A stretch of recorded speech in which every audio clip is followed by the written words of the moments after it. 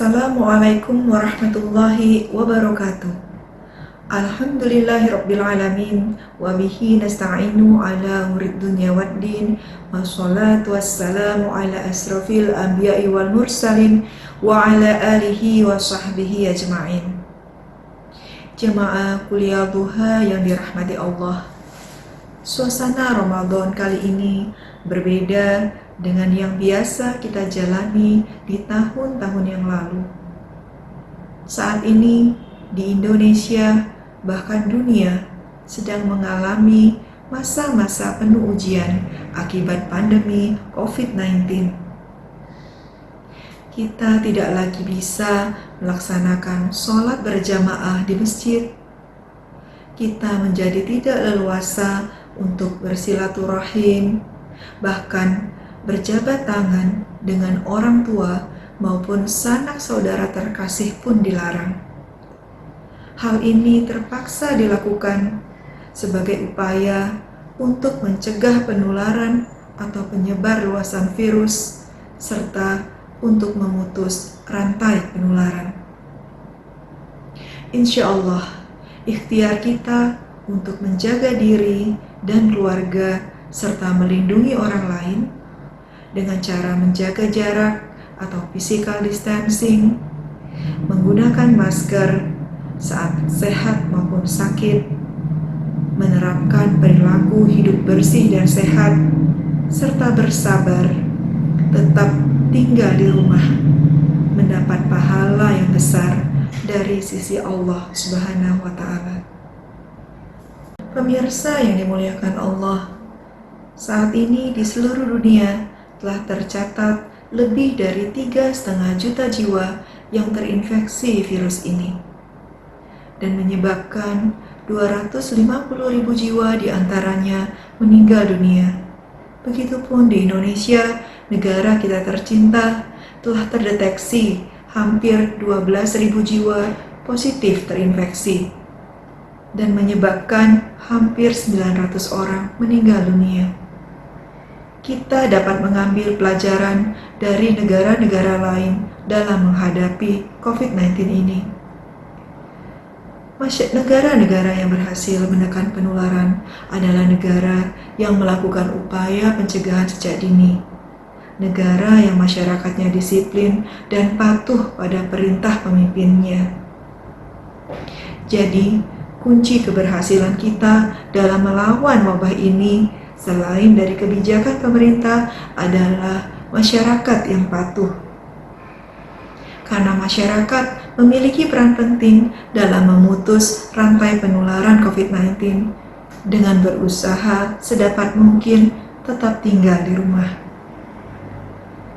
Garda terdepan yang sesungguhnya dalam melawan wabah ini adalah masyarakat.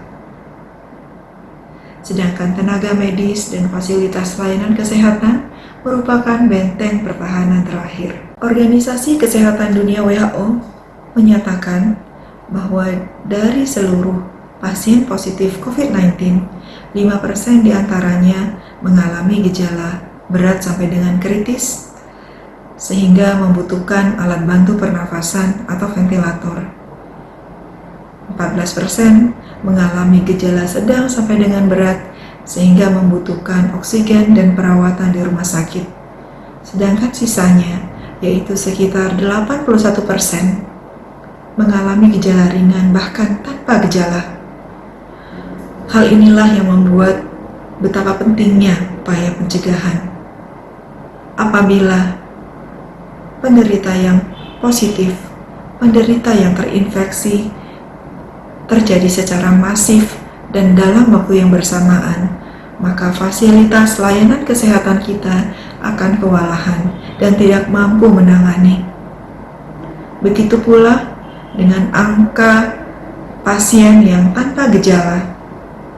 Ada kemungkinan mereka tidak memeriksakan diri, sehingga potensi penularan dan penyebaran virus di masyarakat akan tidak terkendali bila mereka tidak melakukan isolasi mandiri. Variasi gejala yang timbul akibat COVID-19 ini disebabkan oleh beberapa faktor, Yang pertama adalah faktor virus itu sendiri. Jadi tergantung bagaimana virulensi atau kemampuannya untuk menginfeksi dan juga jumlah virus yang berhasil masuk ke dalam tubuh. Yang kedua, faktor manusianya. Bagaimana daya tahan tubuhnya atau sistem imunnya. Dan yang kedua, apakah ada penyakit penyerta atau komorbid atau tidak. Hal inilah yang menjadi salah satu penyebab tingginya angka kematian di Italia. Karena penduduk Italia 23% merupakan lansia. Sedangkan kita ketahui pada lansia telah terjadi penurunan sistem imun dan juga biasanya telah mengidap berbagai macam jenis penyakit kronis seperti penyakit jantung, hipertensi, dan diabetes. Sehingga apabila terinfeksi COVID-19 lebih berpotensi untuk mengalami gejala berat sampai dengan kritis. Yang ketiga, faktor lingkungan. Suhu dan kelembaban udara yang tinggi dapat memperpendek masa hidup dari virus corona penyebab COVID-19 ini di luar tubuh manusia. Hal ini menguntungkan bagi kita yang hidup di daerah tropis yang memiliki suhu yang relatif panas dan kelembaban yang tinggi. Namun, walaupun begitu, jangan sampai hal ini membuat kita lengah dari melakukan upaya pencegahan penularan. Karena, walaupun suhu dan kelembaban udara turut berkontribusi dalam memperlambat penyebaran virus, namun saat virus sudah masuk ke dalam tubuh manusia, maka suhu dan kelembaban udara sudah tidak berpengaruh lagi. Ada seorang peneliti yang menemukan bahwa beberapa strain dari virus corona penyebab COVID-19 ini masih dapat bertahan pada suhu 60 derajat Celcius selama 1 jam. Selain itu, permukaan benda di mana droplet berisi virus tersebut berada juga dapat mempengaruhi lama hidup virus. Pada benda-benda berpori, seperti kain katun misalnya, virus bertahan lebih singkat dibandingkan bila berada di benda-benda tidak berpori, seperti logam, kaca, dan sebagainya. Jadi, penentu keberhasilan untuk memutus rantai penularan adalah dengan menerapkan physical distancing, pembatasan mobilitas orang, dan perilaku hidup bersih dan sehat. Karena cuaca atau iklim di Indonesia yang sebenarnya menguntungkan ini tidak akan berarti optimal tanpa penerapan upaya pencegahan tersebut dengan maksimal. Jamaah kuliah duha yang dirahmati Allah, saat ini informasi terkait COVID-19 sangat mudah kita temukan, mulai dari bagaimana cara pengobatannya sampai isu adanya konspirasi di balik terjadinya wabah ini. Sebagai umat yang beriman, kita harus berhati-hati dan bijaksana dalam menerima dan menyikapi semua berita atau informasi yang beredar. Jangan mudah terpengaruh, apalagi turut menyebarkan informasi yang belum jelas kebenarannya. Dalam Al-Quran Surah Al-Hujurat ayat 6, Allah Subhanahu wa Ta'ala telah mengingatkan kita untuk tidak gegabah dalam membenarkan sebuah berita yang disampaikan oleh orang-orang fasik, yang termasuk di dalamnya adalah informasi yang berasal dari sumber yang belum diketahui kapasitasnya dan kejujurannya. Jadi, carilah informasi dari sumber-sumber yang resmi dan jelas, seperti misalnya situs resmi WHO, situs Kemenkes RI, situs milik Aisyah Muhammadiyah, dan sumber-sumber lain yang jelas dan terpercaya. Pemirsa yang dimuliakan Allah, virus corona penyebab COVID-19 merupakan virus corona jenis baru, sehingga pengetahuan kita masih sangat terbatas. Para ahli dari berbagai negara sedang meneliti lebih jauh bagaimana karakteristik dari virus ini, bagaimana pengobatannya yang spesifik, kemampuannya untuk bermutasi, karena terkait dengan kemungkinan untuk pembuatan vaksinnya dan lain sebagainya. Sehingga sangatlah wajar bila dari waktu ke waktu terjadi perubahan informasi dan kebijakan terkait penanganan COVID-19 ini. Karena menyesuaikan dengan pengetahuan baru ataupun pengalaman dari para klinisi selama merawat pasien. Jangan heran bila menemukan istilah atau kata virus corona di literatur atau buku cerita fiksi yang ditulis jauh sebelum COVID-19 ini muncul.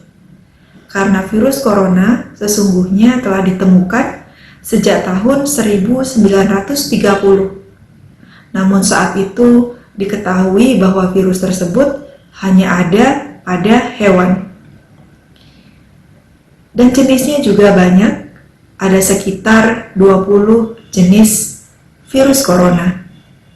Baru pada tahun 1960 diketahui bahwa virus corona juga ada yang dapat menginfeksi manusia, sehingga dinamakan sebagai human coronavirus. Virus corona menarik perhatian dunia karena dampaknya bagi kesehatan manusia yang serius sejak merebaknya wabah SARS pada tahun 2002 sampai dengan tahun 2004 silam. Kemudian disusul pada tahun 2012 muncul virus corona jenis baru yang berbeda dengan penyebab SARS, yaitu MERS-CoV, dengan angka kematian yang ditimbulkannya mencapai 34,4%, lebih tinggi dari SARS. Coronavirus jenis baru yang menyebabkan COVID-19 saat ini berbeda dengan jenis coronavirus sebelumnya. Walaupun angka kematian yang ditimbulkannya lebih kecil dari virus corona sebelumnya, namun penyebarannya lebih cepat dan lebih luas dibanding SARS dan MERS. Pandemi ini terjadi atas izin atau kehendak Allah, dan Allah akan memberi balasan atas kesabaran kita dalam menghadapinya. Semoga Allah Subhanahu wa Ta'ala segera mengangkat wabah ini dan kita bisa kembali beraktivitas dengan normal seperti sedia kala. Demikian, mohon maaf atas segala kekurangan. Wabillahi taufiq wal hidayah. Nasrun minallah wa fathun qarib. Wassalamualaikum warahmatullahi wabarakatuh.